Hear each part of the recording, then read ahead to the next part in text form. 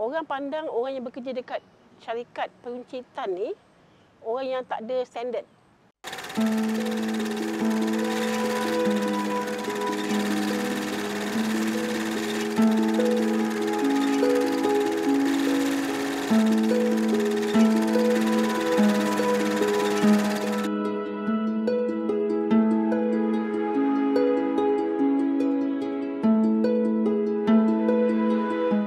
Saya memang orang kenal Cik G lah. Nama saya Fauzia Abu Hassan. Saya berkhidmat selama 36 tahun. Lama kan? So dah jadi macam I love you dekat Aeon tu. Saya bermula daripada store kita panggil Taman Tun. Taman Tun Dr. Ismail sebelum Bandar Utama buka kan. So Taman Tun ni memang dah lama lah selepas Daya Bumi. Tak kenal apa-apa. Lepas tu masuk, kita baru nampak Aeon tu macam mana. Kita dapat rasa Aeon tu sebenarnya apa. Dan daripada kita menilai Aeon tu kita tak tahu, jadi kita macam kita jatuh cinta dengan Aeon tu. Saya masuk mula-mula merchandising management department MMD. Yang bahagian receiving tu, barang-barang. Lepas tu saya bekerja kat situ bahagian clerical lah. Clerical, lepas tu saya dimasukkan dalam account department. Saya dipilih untuk pergi ke Jepun setahun. Jadi Shinshu trainee. Shinshu trainee maksudnya kita di training di Jepun selama setahun. Dan di Jepun tu kita belajar mengenai management. Dia panggil management trainee lah di Jepun, Shinshu kan.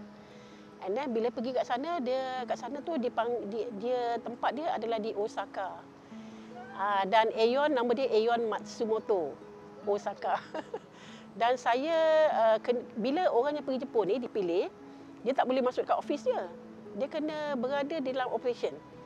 Okey, saya nak kata, saya punya team leader, saya punya leader Jepun saya ni, saya nak cakap dia kejam ke tak kejam, saya tak tahulah. Tapi bagi saya, membina saya lah sebenarnya.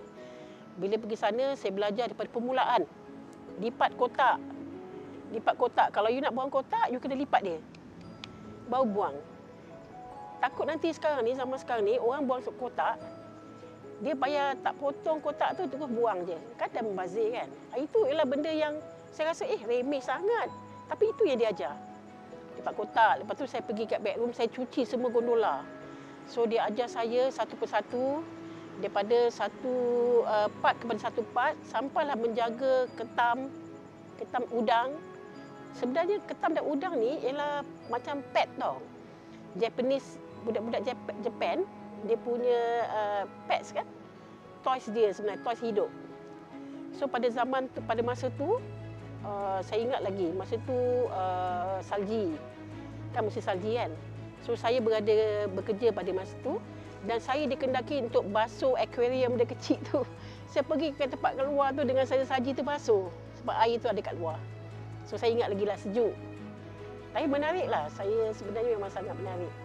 So ide saya ni, punya makan ni memang sangat garang dan sangat firm.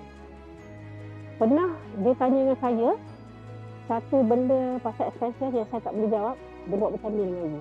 Betul-betul. Dia duduk depan saya masa meeting tu. Macam ni. Jangan salahkan staff ni. Itu saya belajar. No bad staff but bad manager. Walaupun benda tu rintitan daripada kesalahan mungkin orang lain, tapi kita kena tanggungjawab sebab kita galas tanggungjawab tu. Kita galas pangkat tu. So kena faham lah.